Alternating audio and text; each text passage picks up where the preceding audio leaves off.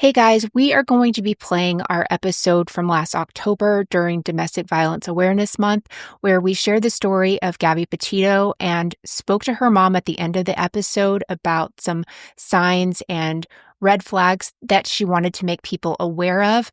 We know that the Netflix docuseries American Murder about Gabby's case came out this past week, so we thought it would be a good time to share this episode again, as well as resources from Gabby's mom, Nichole. And we had the amazing privilege of speaking to Gabby Petito's mom, Nichole, and you can check out our interview with her at the end of the episode.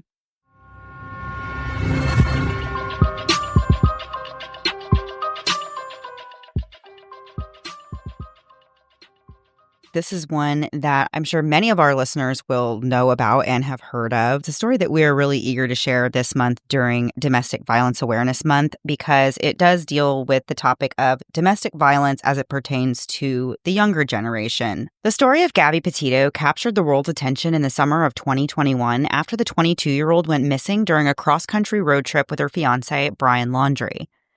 The story, which we're telling today, unfolded in the most heartbreaking way and illuminated an issue that's often overlooked: the importance of recognizing the warning signs of abuse, especially when they're often hidden behind the veil of love and affection.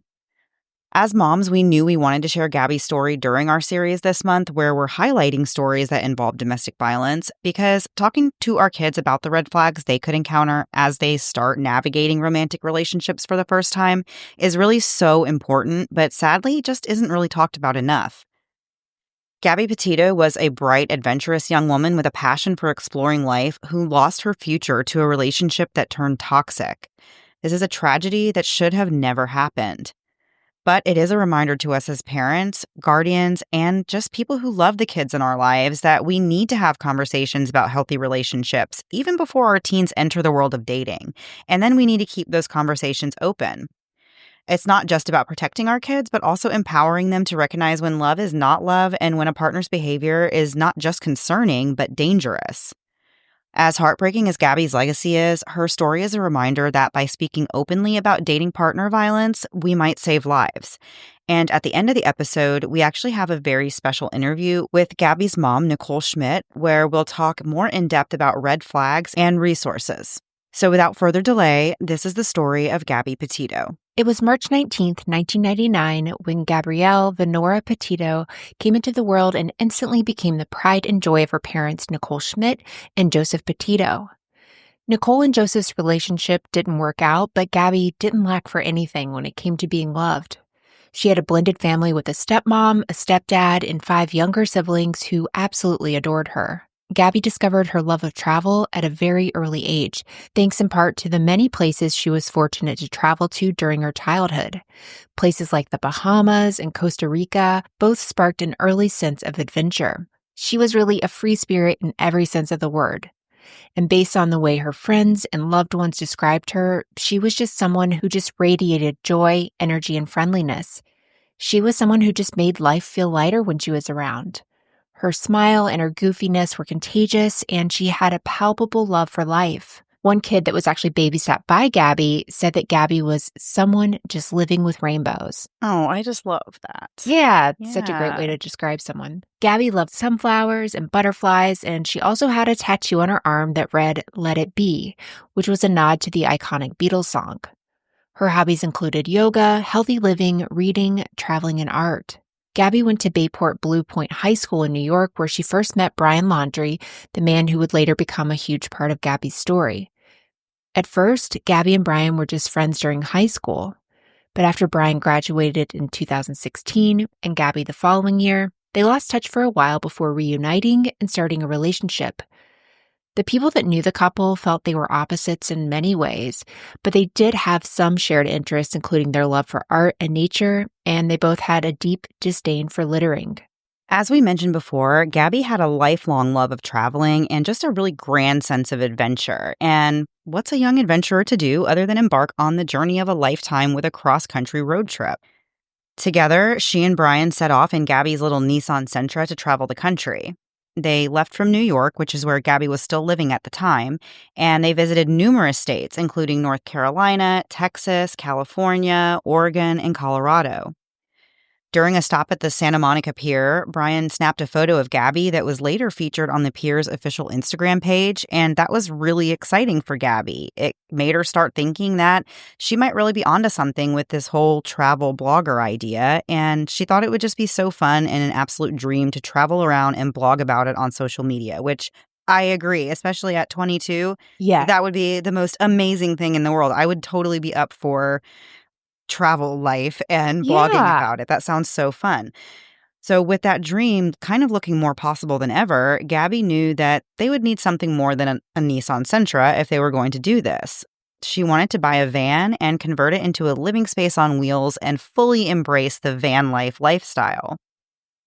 In the meantime, after they returned from this first trip, they moved to Florida together, where they lived rent-free in a condo that Brian's parents owned. A short time later, though, that condo was sold and the young couple moved in with Brian's parents at their home. But things weren't really ideal and financial issues started to arise. At the time, Gabby and Brian both worked at a Publix grocery store. Gabby was working in the pharmacy, and she also worked part-time at Taco Bell, and then during the COVID pandemic, she sold the couple's art on Depop. At one point, Brian thought they could start buying property out west and converting storage containers into Airbnbs. But these financial strains started to lead to just a general strain on the relationship. But in July of 2020, Gabby posted on Instagram to announce that she and Brian were actually engaged. However, at some point after the engagement announcement, Gabby told her mom, Nichole, that she was upset and just frustrated that the pandemic was kind of preventing her from planning the wedding that she really wanted, so they were just going to put it off and focus on traveling first. But behind the scenes, there were signs of trouble. A friend of Gabby's named Rose said the relationship was toxic and that Brian was becoming more and more controlling and jealous. Rose recalled incidents where Brian acted possessive, such as one time when he actually took Gabby's ID from her to prevent her from going out, and he even physically pushed her during this fight. Gabby ended up staying with Rose that night, and any other time really she needed to get away from Brian, and she told Rose that she had these fights with him often, but things were never, quote-unquote, outright violent. Gabby often blamed herself for these fights.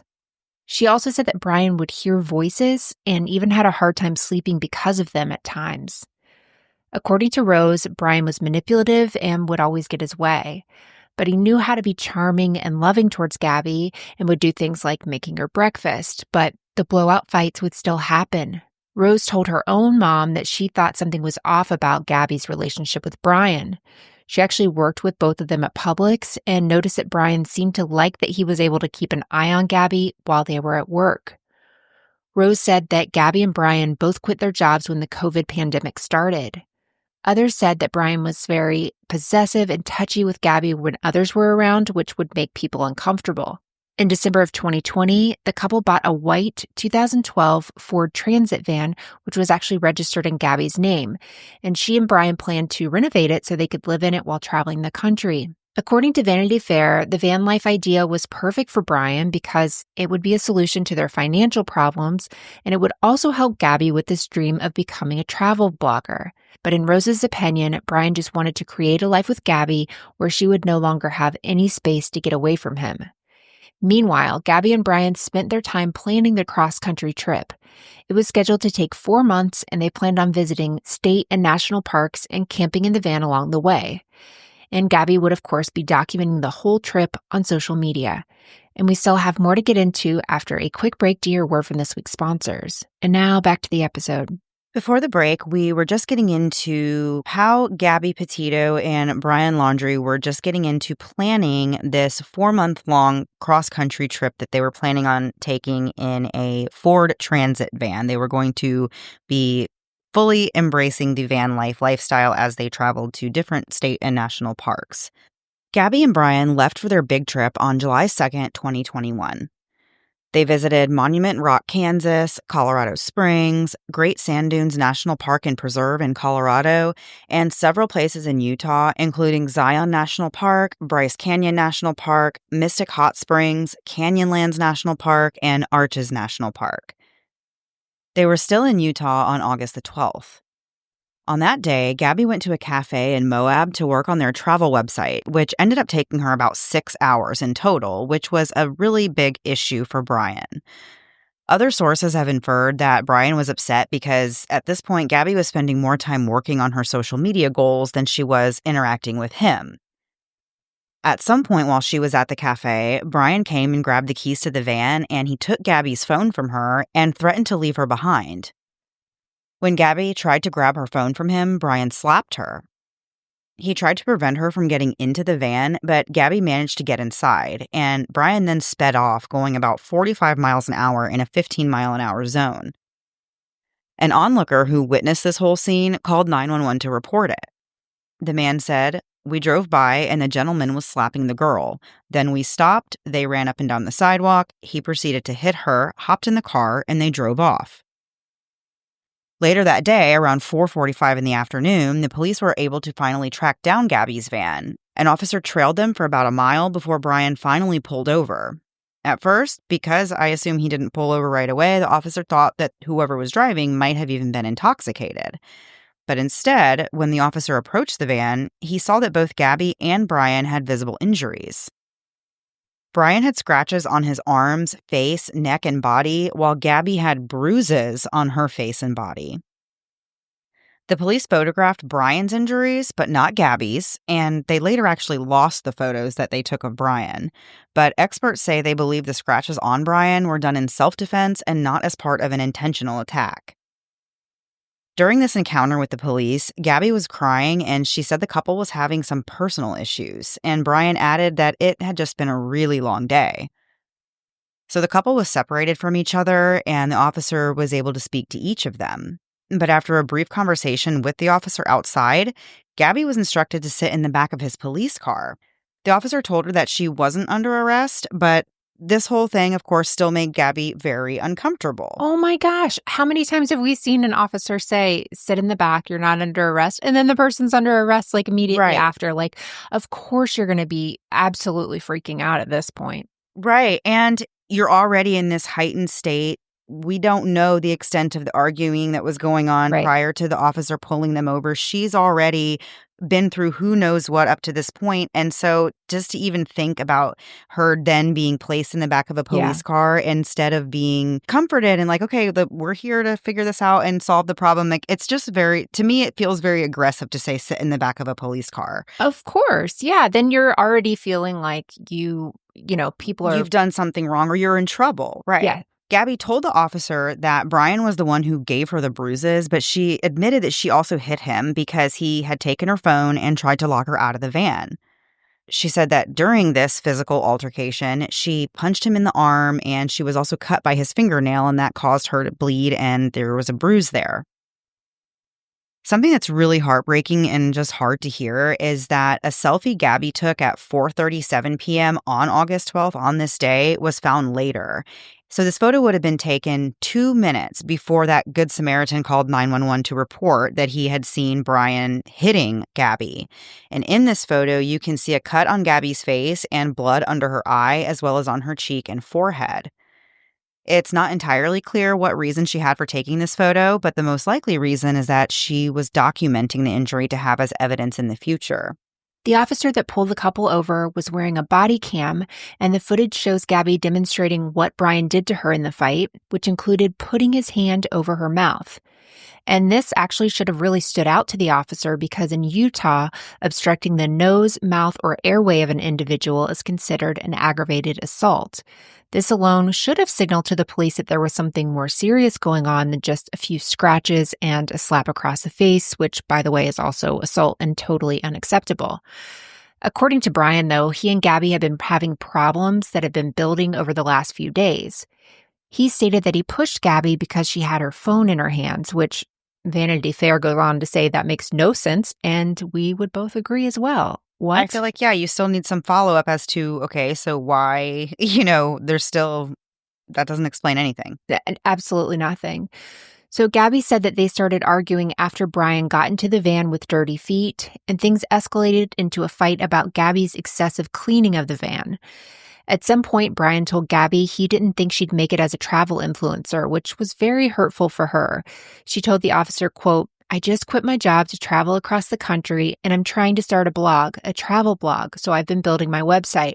I've been really stressed and he doesn't believe that I can do any of it, end quote, which is heartbreaking. Like this So is sad. her dream and he's along for the ride, I guess. And to say that to her is like the most hurtful thing you could say in that moment. Gabby tried to insist that she was the primary aggressor in this fight, and they wanted to arrest her for those scratches on Brian. But they actually both pleaded with the officers not to arrest her, and they said they were in love. If you've ever watched the police body cam footage, it's very upsetting. Very. Not saying that you should, but it's wild to see his demeanor versus her demeanor in this and not realize something is really wrong. But one of the officers named Eric Pratt walked up to Brian and told him, "You are the victim of domestic assault." And this is a statement that Brian actually laughed at. Brian was then sent to a hotel, which was paid for by a local women's shelter, while Gabby was told to sleep in the van. Before the police left, one of the officers asked Gabby if she would like them to tell Brian that she loved him and she would see him tomorrow. What on earth?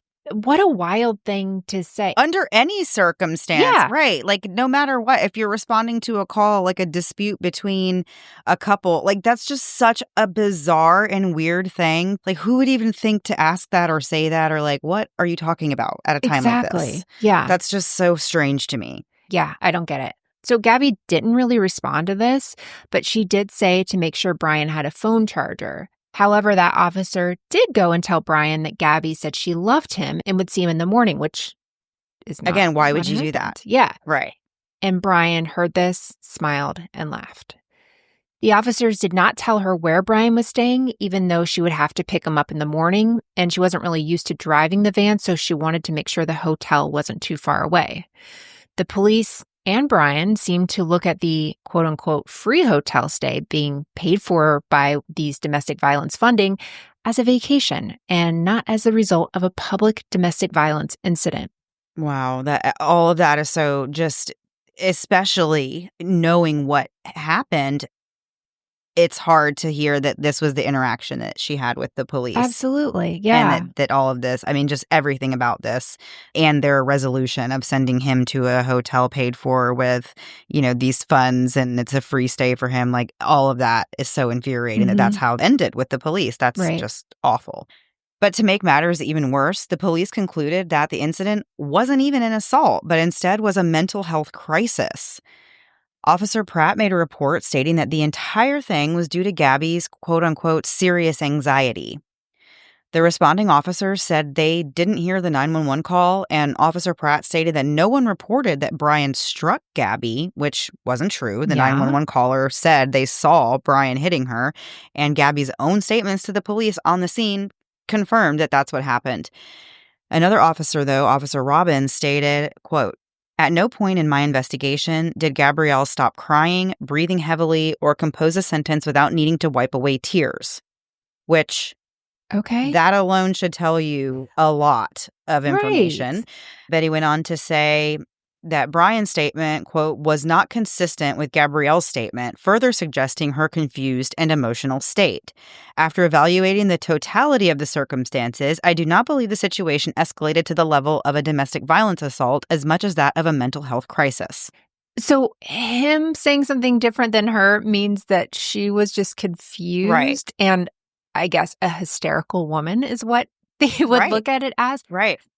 So infuriating and insulting and everything else. It is one of those things that I feel like people don't take seriously when something like this happens to a woman, or they're, they're treated like they're just acting crazy, Right. for behaving in an emotional way when they are the victim of either an assault or some type of abuse.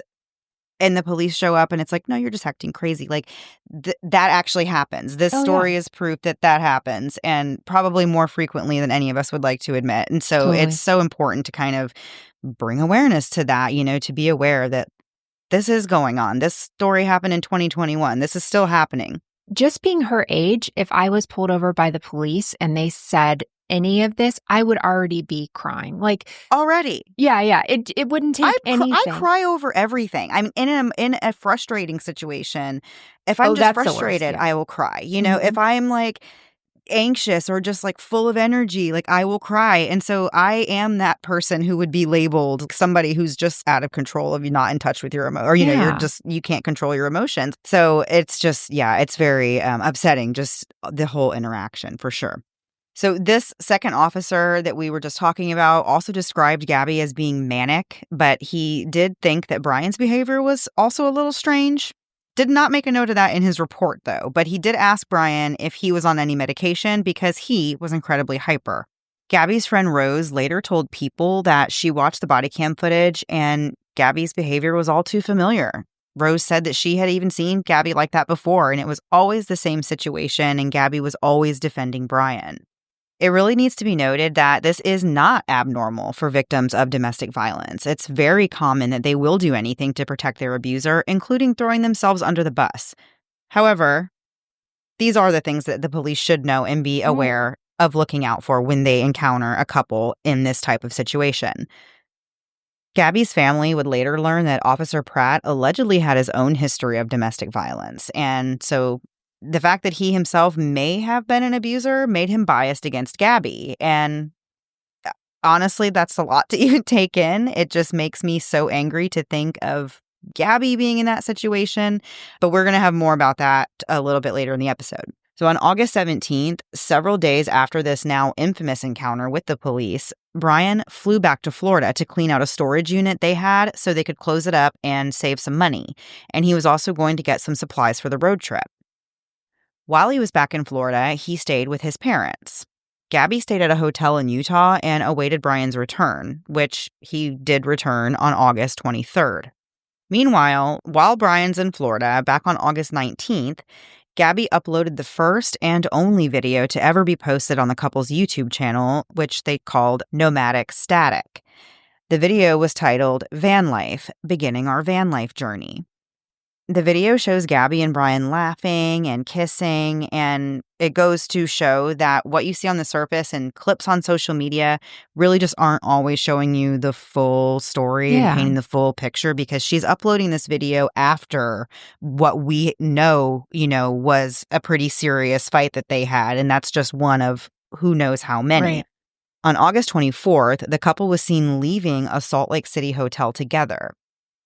Around this time, either August 23rd or 24th, Gabby talked to her mom, Nichole, on FaceTime and told her they were headed for Grand Teton National Park in Wyoming.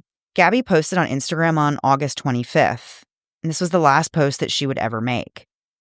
That same day, the couple's van was confirmed to be spotted at Grand Teton National Park, so they did make it there. On August 27th, Gabby and Brian were seen having a tense time at a restaurant in Wyoming.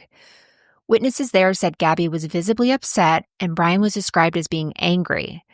At one point, he actually stormed out of the restaurant with a tearful Gabby following after him. Brian eventually came back and paid the bill after a manager approached him.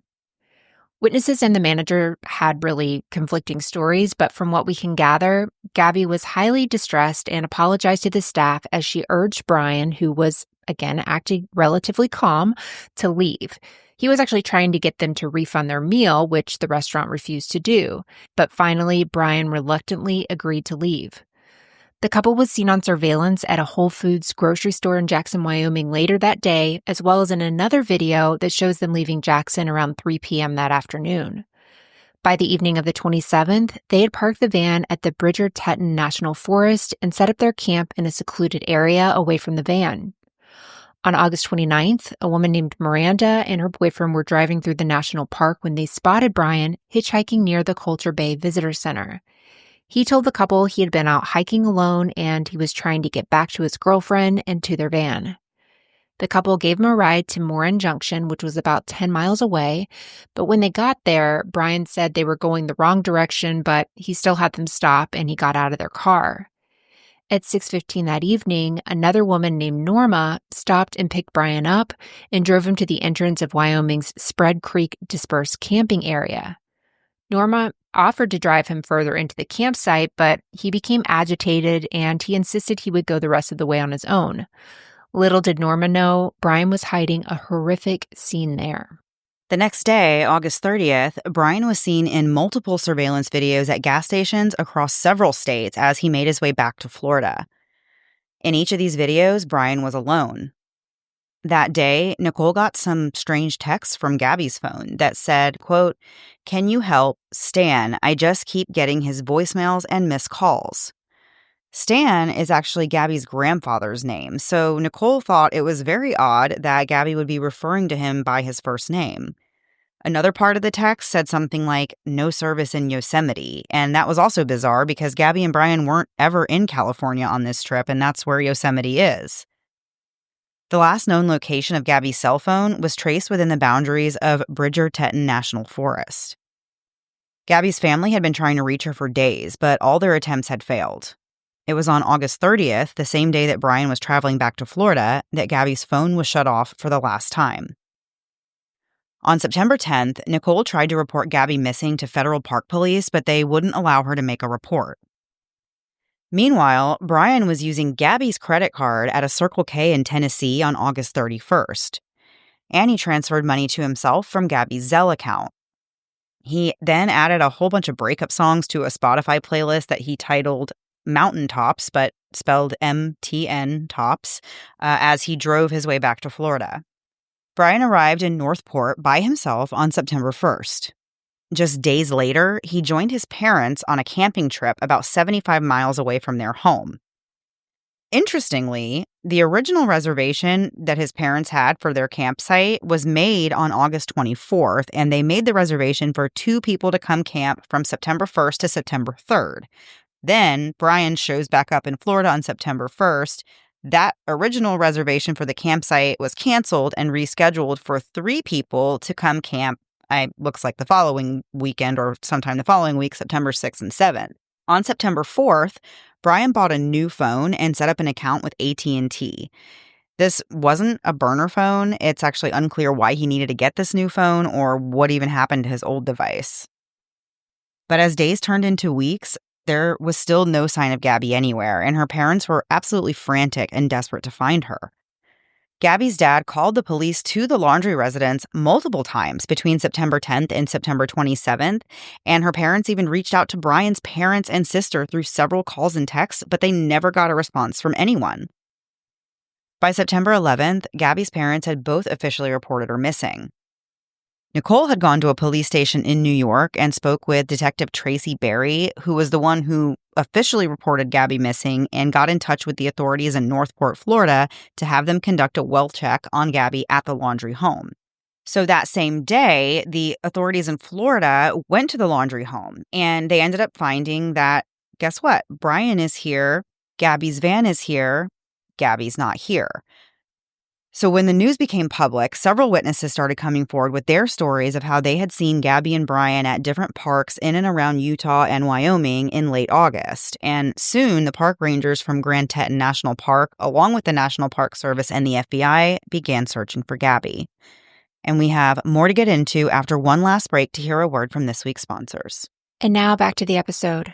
So before the break, Brian is back at home in Florida with his parents, and Gabby's parents have been able to file a missing persons report on Gabby. And as police find out that Brian's at his parents' house, the van is at his parents' house, but Gabby's not, this story is out there that Gabby is missing, and people start coming out of the woodwork and saying, they saw the couple here or there through their travels, which actually isn't surprising because that kind of community of traveling and RVers and campers and all that stuff. Yes, they look out for each other too. Yeah, absolutely. So to me, when that started coming out, it made sense that these are credible witnesses that really did see something. But by September 14th, Gabby's parents had grown more than frustrated with the lack of communication with Brian and his family, and they publicly stated that Brian was refusing to tell them where their daughter was or where he last saw her. Police actually obtained a search warrant for the van, and on September 14th, they discovered that Gabby's personal belongings were also missing, and the mattress that was usually in the van was gone. And of course, police knew that there was a mattress in the van because of that video that Gabby had posted on YouTube that showed the inside of the van. Luminol tests were performed and several items from the van were taken into evidence, including 3 photos from above the visor, a black iPhone 7 and an iPhone box, a Western Digital external hard drive, 5 notebooks and greeting cards, a hair fiber, and a fingernail. Other noteworthy things about the van were that a serrated knife was found in the rear swinging door compartment, and there were visible staining on the driver's side dashboard and seat. There was no visible blood, but the luminol tests revealed several areas of luminescence, so further blood tests were performed, but no blood was found. On September 15th, Brian was officially named as a person of interest in Gabby's disappearance. His lawyer released a statement on Brian's behalf that said the reason Brian was not talking to the police was because he, being the lawyer, told him not to. This whole thing, when this was going on, it's just enraging, and you cannot, we're parents, we're moms, you cannot understand how his family's not saying you've got to say something. Yeah, There's no way. You can't.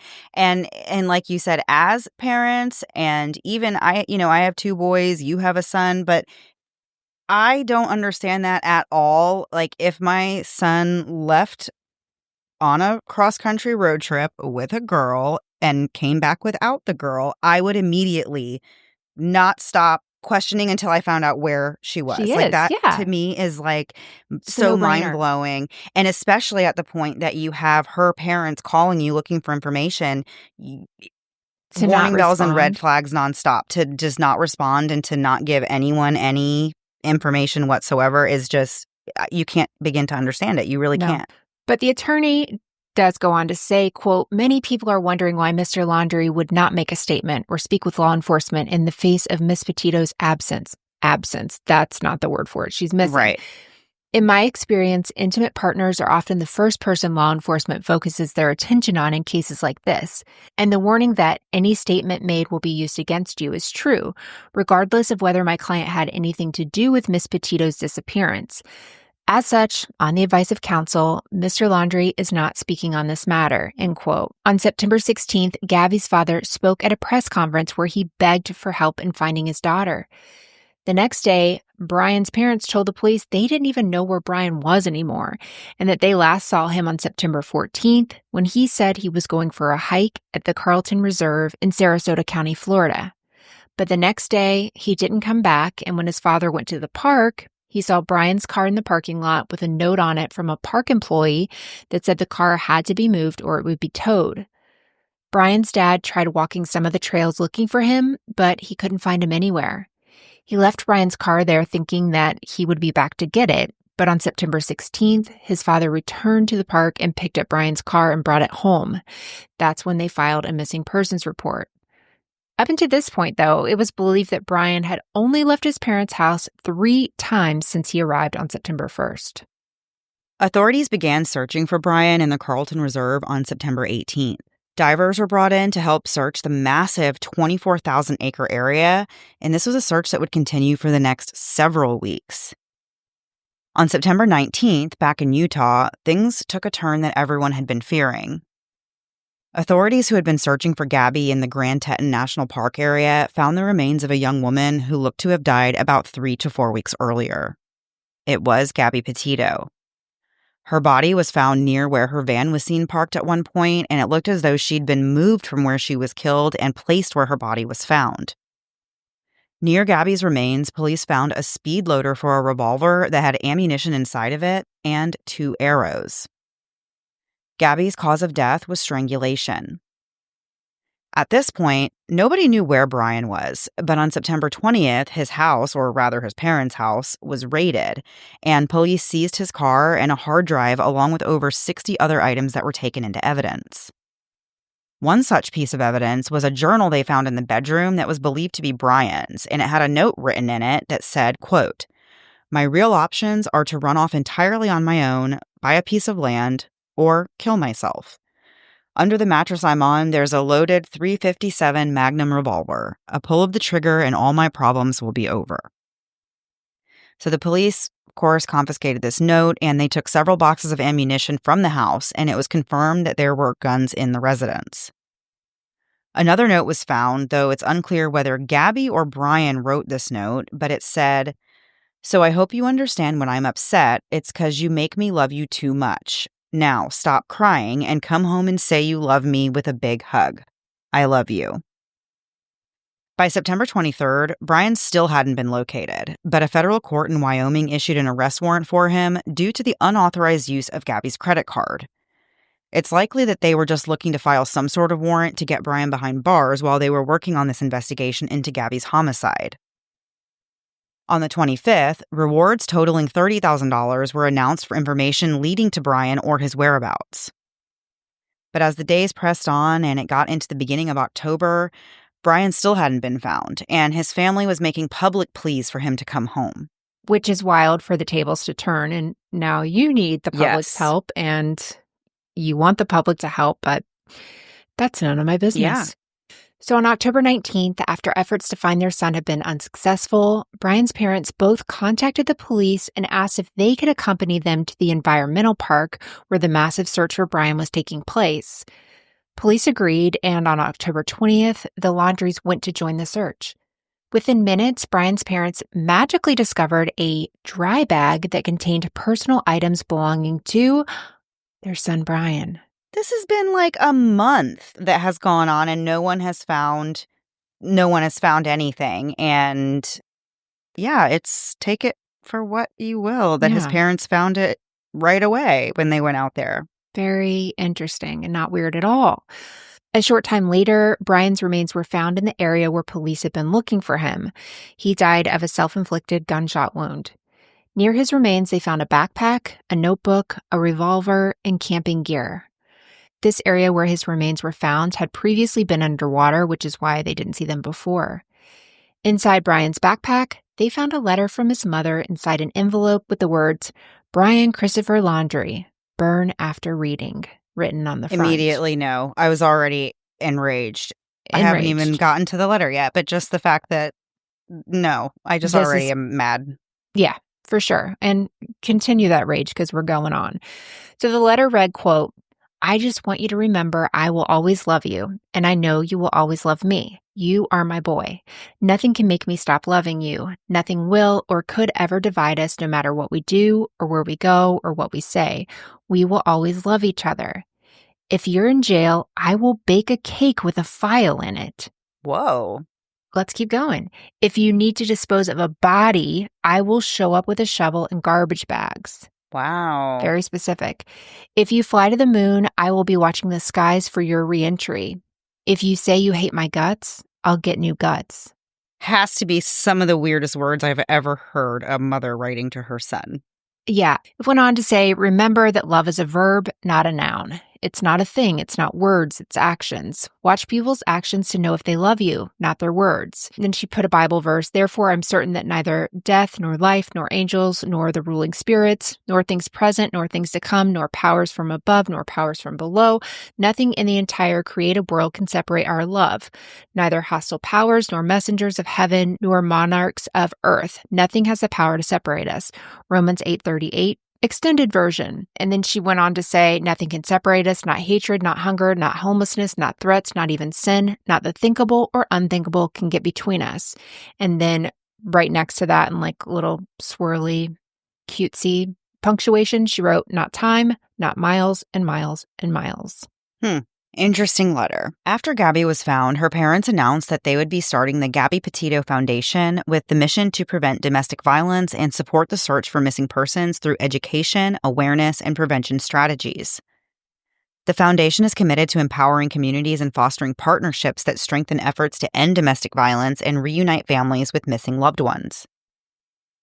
On January 21st, 2022, the FBI revealed that in the notebook found near Brian's remains was a written confession to the murder of Gabby Petito.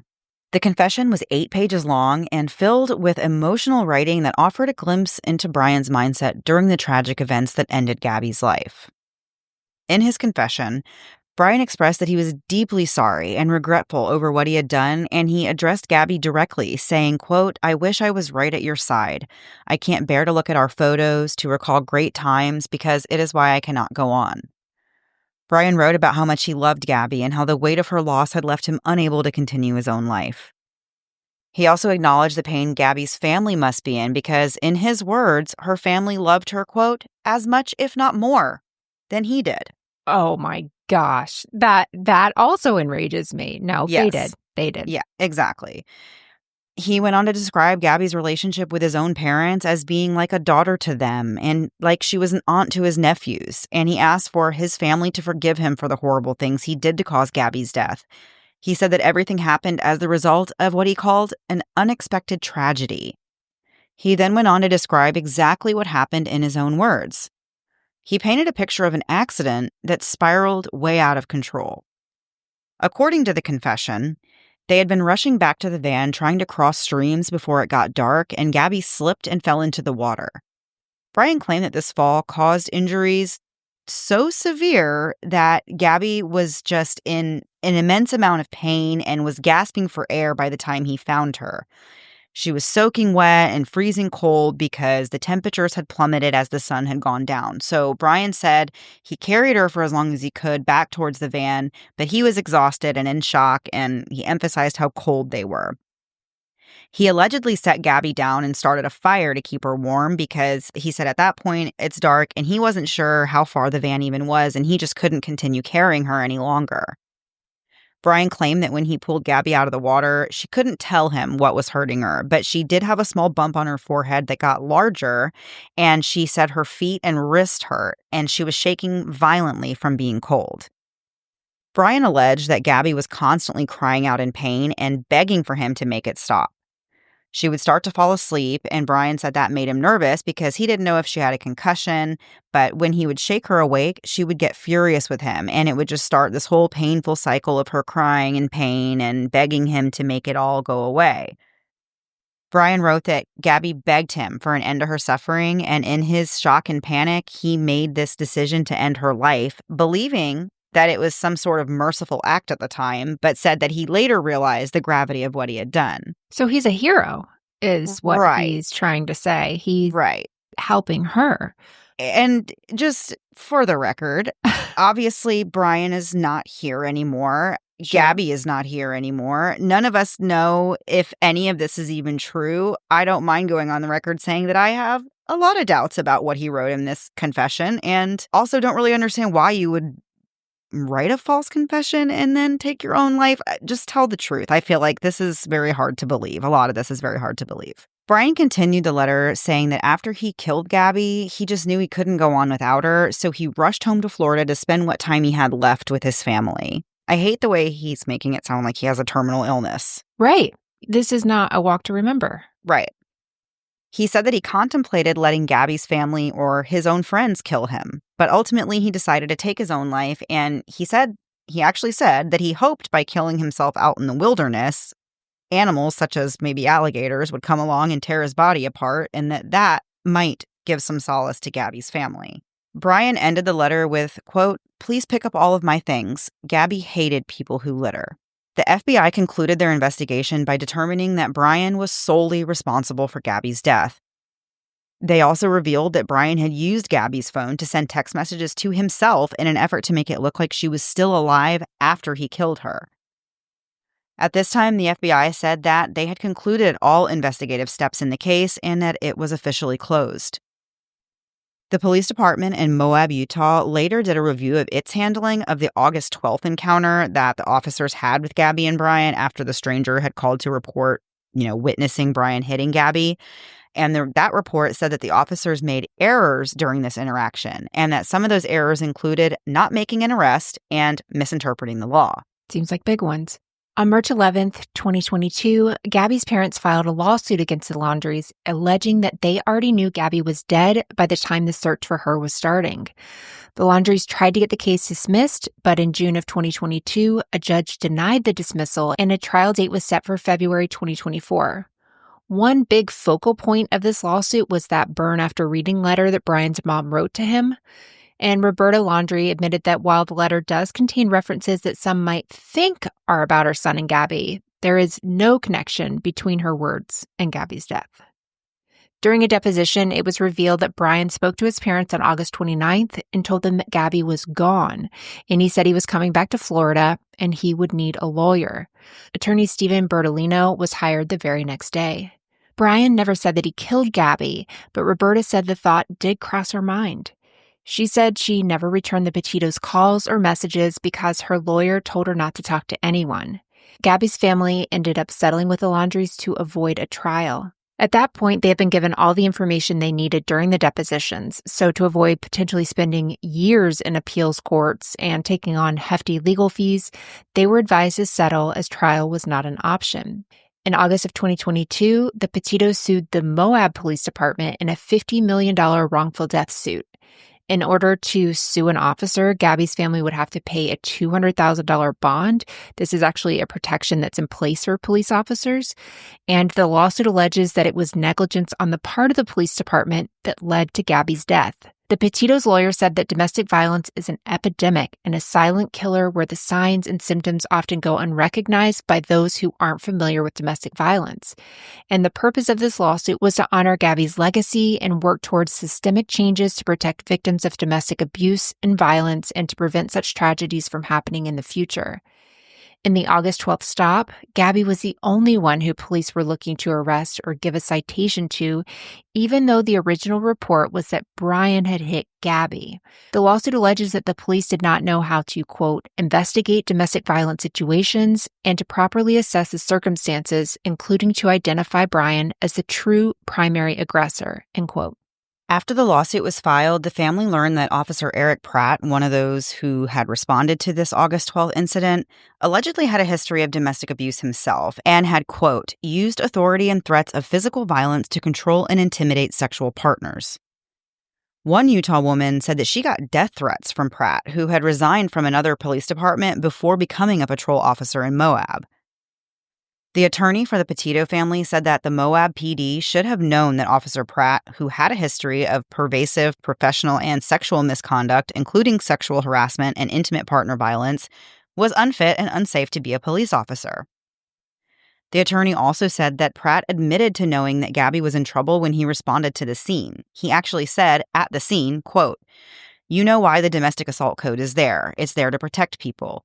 The reason they don't give us discretion on these things is because too many times women who are at risk want to go back to their abuser.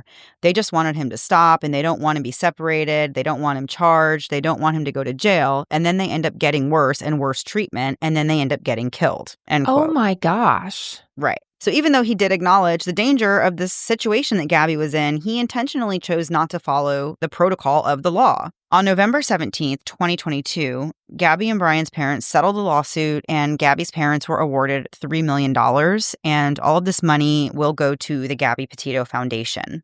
As of today, there are still questions unanswered, such as why does Officer Pratt still have a job? In fact, he has allegedly been promoted and is allegedly working in a school with kids. Questions also remain, why haven't the Laundries been charged with any crimes? But the most heartbreaking question that we need an answer to is why did the people who were supposed to help Gabby fail her when she needed them the most? Today, Gabby's parents continue to run the Gabby Petito Foundation, working to make sure victims and survivors of domestic violence receive the help and support they deserve, and they are creating prevention programs for youth and training programs for first responders.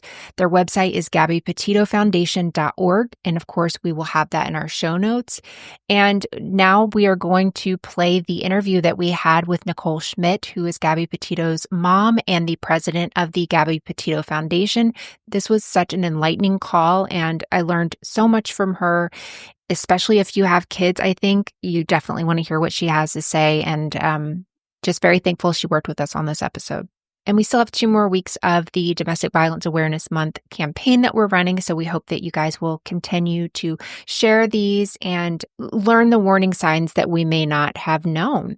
I know I've learned several. And familiarizing yourself with the resources in case you or someone you know needs them. And without further ado, here's our interview with Nichole Schmidt.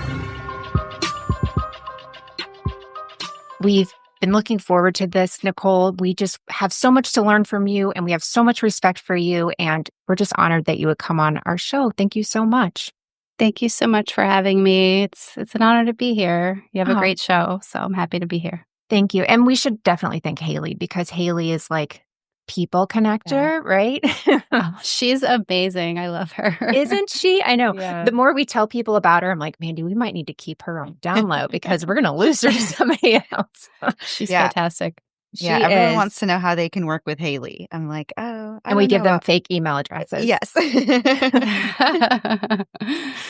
So we've spoken about Gabby today, and one thing that you've been able to do since your daughter's murder is to start the foundation, the Gabby Petito Foundation, which is already doing so much good out there. And we'd love to know a little more about how that came about and a little bit more of what you'd like to share about. Sure. So we decided to start the foundation almost immediately after everything happened. It was I don't know, I just had this, like, epiphany one day. I was angry, and Mhm. as an angry mom, I wanted to prevent this from happening to other Gabbies out there, all our beautiful young girls out there who are going through this, and anybody else who's struggling with it. So, I just blurted out one day, "I wanna start a foundation." I called everybody, I told them my idea, and they were all on board. So that's when we came together as the 4 parents and just hit the ground running from there. So it was Yeah. crazy. I remember seeing Gabby's story in the news and how that led because of you guys using your voice for so much more. I learned about the case of Daniel Robinson and so many other cases that people really didn't know about. You guys made it a point to share other people's stories, which I have chills just saying that, but truly is like you didn't have to do anything other than what you were doing. And I just think that says so much about you guys and your foundation and what you're doing. And I'm going off on a little tangent there, but I just It's okay. really have all the respect in the world for you. Thank you. Come together and we see other parents struggling, getting their missing loved ones out there, families getting their loved ones out there, it's upsetting because we had such a big following and Gabby was out there all over the world. So for us, it's the least we can do is try and help get more attention to cases that don't normally get that attention. I mean, it's incredible to be able to look beyond yourself in that sort of situation. We work with Kirsten Bridegan. Her husband, Jared Bridegan, was murdered a few years ago. And we have, I'm sure Haley's told you about the Bexley box and stuff. And her story kind of came about in the same way where she said, I have to do something and is able to create this and just doing something outside of yourself. I don't know. It's amazing. Yeah, I always find it just incredibly admirable when somebody who is in the middle of a tragedy that you can't even begin to imagine is able to use that to try to help others and to take action. And like Melissa said, it really is just such a beautiful thing to see people turning to those types of things, in their own time of need when they absolutely do not have to and nobody expects them to. I think just respect is absolutely the correct word for how we feel about you and about people who are able to do that. Yeah, I think part of it is also helping us heal and get through the grief. By helping others, it really, I always like to say it fills our cup, like it Yeah, makes us just feel a little Absolutely. bit better when we're preventing hearing that someone's life was saved because of what we're doing. It really makes it your loved one didn't die in vain because of all the work that you're doing. So it's meaningful. yeah. And I mean, really, Gabby's story touched so many younger people because I feel like we normally hear about domestic violence in, women who've been married several years, have kids, stuff like that. And to hear this story of a girl that's younger, a Gen Z, I never know which millennium we're in with I these kind know. of things. But basically, so opening the eyes to not only girls around Gabby's age, but also the parents of girls around Gabby's age, just to kind of see, it doesn't always start the way you think it would or look the way you think it would. Correct. Domestic violence has no boundaries. It can happen to anyone. And we would have never in a million years thought, even right under our noses, we didn't Yeah. see this. We didn't know the signs. It would have still been hard to even see the signs knowing them. But I think the most things that people could do is educate themselves because there were certain things that I look back on and I might have questioned at the time as a mom Right. that I wish that my instincts were working a little bit better, but again, with education, we'll know more. So you can really save somebody if you know the signs. And it's not just physical. That's the one big thing is people still think it's physical. Oh, well, he didn't hit me, so Yeah. but it could still hurt. So emotional abuse is probably worse than physical abuse, and it can happen over years, and you don't even know that you're being manipulated, and it's mind control, and it's horrible. Yeah. Yeah, so it's, of course, very important, like you were saying, to be able to recognize not only what these red flags are in the relationships, but then to also take action when you actually see them. And I feel like that is one of the most important messages to get across, especially during Domestic Violence Awareness Month, is don't ignore those red flags when you see them. Take your intuition seriously. And if you see something that is off, think about what's really going on. Talk to somebody that you trust. So I was hoping that we could kind of maybe talk about some red flags that you think are really important to take note of, maybe. That people might not know because there's so many. Yeah. Yeah, I think the biggest red flag for me, that I learned about is love bombing. And people, I just heard them talking on the radio about it the other day. Love bombing, what is this? This is ridiculous. Well, it's a problem because it's somebody's way of manipulating you into thinking that you're so special. They're going to do everything for you, and they kind of get you to a place where you trust them. And once you get to that place of trust, that could be when things start changing, and that's when the control starts happening. But the love bombing is like the phase one. It doesn't always happen, but it's definitely something that happens a lot more than I knew. Yeah. So, and I could give you an example with Gabby. It was little gifts, actually big gifts. I mean, she came home with like a Louis Vuitton headband and a brand new camera, like an expensive one. And I was like, where are you getting this stuff? Yeah. And she said, Brian bought it for me. And she was so excited about it. I actually had to tell Brian that you don't have to buy her things. And even as a mom, just my instinct was to tell him, you don't have to buy her things. Right. In my mind, my daughter was being a brat, and I didn't know what love bombing was. And that would have been an indicator of there's a problem here, that he's so desperately trying to get her to stay with him by buying her things that are clearly ridiculous and just dating a couple of months. So, yeah. And then on the other side, being Gabby, how can you leave somebody that's doing all these really kind things for you? And then everybody knows about it. So how could you? Love bombing is something I feel like none of us knew about till fairly recently. And it is such a. And it's a difficult one, not only to recognize, but like you said, to actually say that's what's happening. Because when you're on the receiving end, it can feel just like this person really cares about me. So, of course, you're not thinking this is actually a red flag, that there could be some type of manipulation or control tactic going on behind these things. That's not what you want to believe when you feel like you are in love with someone. So I definitely think love bombing is an important one to look out for, and a very easy one to overlook. Absolutely. Another one is isolation. It's so common, whether it's moving out of state or just like, say you're a high school kid and your significant other is texting you that you only want to spend time with your friends and not me, constantly texting you, wanting to know where you are. How come you don't want to spend time with me? It's this manipulation of you should only care about me and spend less time with them. They try to make you go against your family, your friends. They want you isolated from everyone around you. That doesn't mean physically in a different location. It just means they just don't want you talking to them. They want to pin them against you, make you angry at them. It's hard to describe, but you don't even realize it's happening because you agree with the person who's giving you all this wonderful love and attention. And, it's confusing. It's You're confusing. so special to that person that they want to Yeah. have you around all the time because you are that person to them. So I can't imagine being younger, especially. I mean, we're all women of a certain age, but being younger and you have this attention, why would that ever be a bad thing, that you spend time with me and I'm his priority and all that? It's incredibly confusing and hard to see. Yeah, and in this day and age with social media, I mean, Gabby was a perfect example of how life looks so wonderful on screen.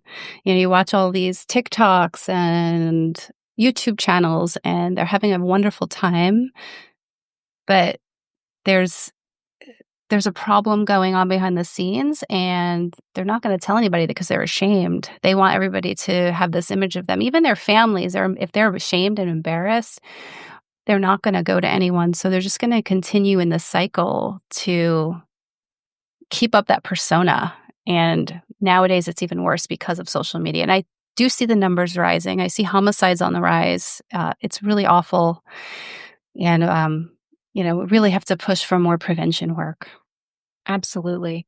As you were saying, there seems to be even more cases of domestic violence. I know Laura Richards, yeah, she talks a lot about coercive control, domestic violence, and she always makes it a point to look at articles about, a perpetrator. And instead of saying like 4-time soccer player of the year, Right. as a domestic and, whatever. It's like their accolades and then what they've done, like domestic violence. And that's just about it. And it can be the most terrible thing, but it's like rewording it in the media too. Just And glossed over. Yeah. yeah, but like not looking at it as like it's violence. It doesn't matter who's done this. I don't know. It's like giving it to you in a softer way to hear about it, but it doesn't have the urgency as like this person did this to another person. Yeah.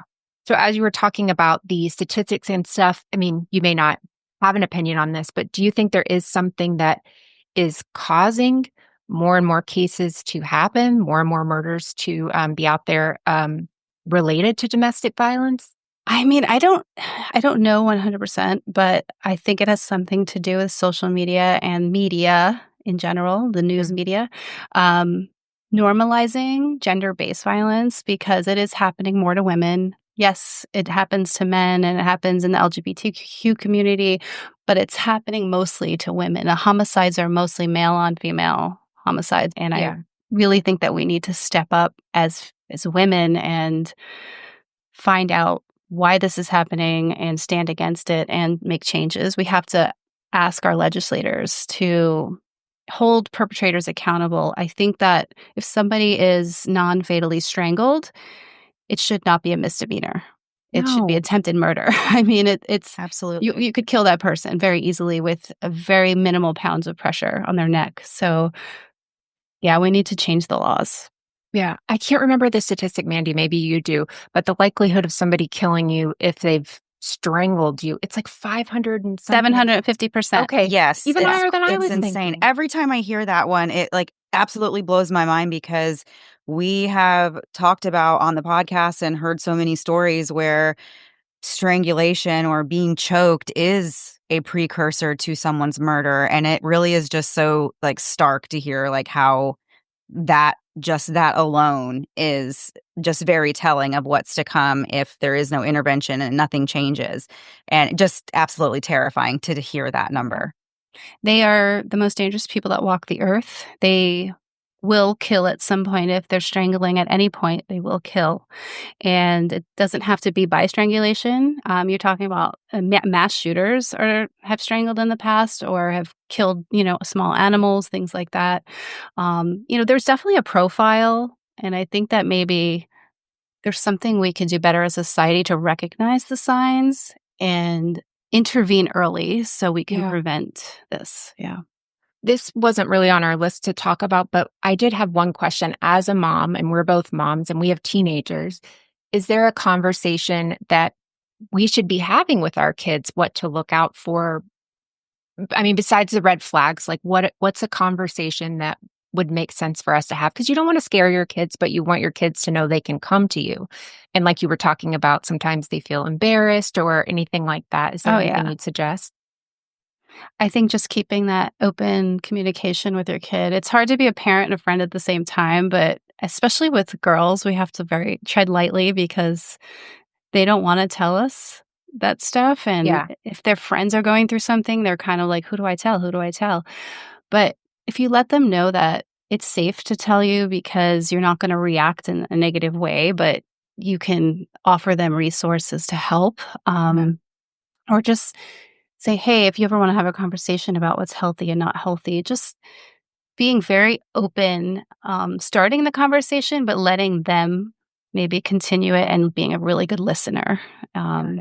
and I learning love that. together. Yeah, I learning love that piece together. of advice to as the parent to try and at least open the door for the conversation and Mm. then letting them, take it as far as they wanna take it. I think that's really important because I know when I was growing up as a teenage girl, that was always one thing. I always thought, like, there were things I wanted to bring up to my mom or to my parents, but I wasn't really sure how. But then if she would actually specifically say, "Hey, if you wanna ever talk about this," and then I'd be like, "Actually, I do." So I Yeah. just didn't know how to get there to actually bring that up.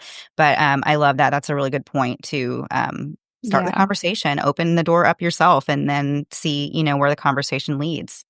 That's great. Yeah, open that door and just be there, and hopefully they feel safe to come to you because of you've given that opportunity to them. So, yeah. Right. That's awesome.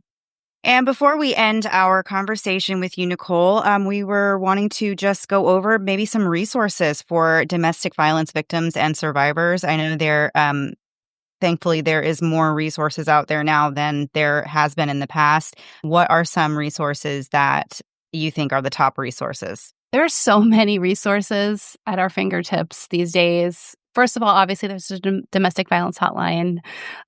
You can call them, chat with them, go to thehotline.org, and you can message them on there. I know, especially with the younger people, they don't typically pick up the phone and call, but that number is 800-799-SAFE. If they do decide to, you don't have to call as a victim or a survivor. You could also call for a friend or a family member if you need advice on how to handle something. And domesticshelters.org is a fantastic resource. They literally just everything's on there. Everything's been put together so beautifully on there. You can also go to Gabby Petito Foundation.org. We do have a whole page of hotlines and some resources on there for you. You know, these days, there's no excuse not to browse around and, search. If you need a safe place to search, you can go to the library, you can do it at school or at work. If you don't wanna do it on your phone, if you're in a situation, that's important to think about, because perpetrators do watch electronically. So, yeah, just definitely, there are resources out there. Just know that you're not alone, and I encourage people to reach out for help. Absolutely. We learned just making a domestic violence awareness page on our website. Mhm. Haley had mentioned making a quick click. So if somebody's on it, reading resources, they can go to the weather page. And so we have some Yeah. of those on there. And it's not something I would have thought about, but obviously, if somebody's looking into this, they're trying to be as careful as possible. So I just think we are coming a far way or a long way with this, but obviously, there's more for us to learn and more for us to do. Yeah, for sure. Nichole, I don't know if there's anything else you want to say, but if you want to leave us with something about Gabby or a favorite memory, anything like that, we'd love to hear it. Sure. I encourage people to be kind to one another. Gabby was definitely a free spirit. She had a big heart and she wanted to travel the world because she loved people. So I highly encourage people to just, you don't know what someone's going through, spread kindness. And definitely help us out at Gabby Petito Foundation because we have a lot of work to do and we're trying to get an education program in schools. Oh, wow. It's gonna be a a big feat, That but would be we're gonna do it. amazing. Yeah, that would be We're It's so gonna do amazing. it. important. Oh, That my would be Yeah, goodness. amazing. Yeah. and, we're building a training program for first responders that will expand to police, officer personnel, 911 dispatchers, people in the court system, and hopefully community members. Just everyone can be, educated and an advocate Yeah. for domestic violence, and share those missing flyers, as much as possible Yeah. because families need that help. Yeah. Well, thank you so much. Beyond anything we could ever thank you. You are amazing. And we really just, I don't know, I can't wait to see what more you guys do with your foundation. And we both appreciate you taking the time to speak to us and to speak to our audience. Thank you. Thank I you. appreciate it.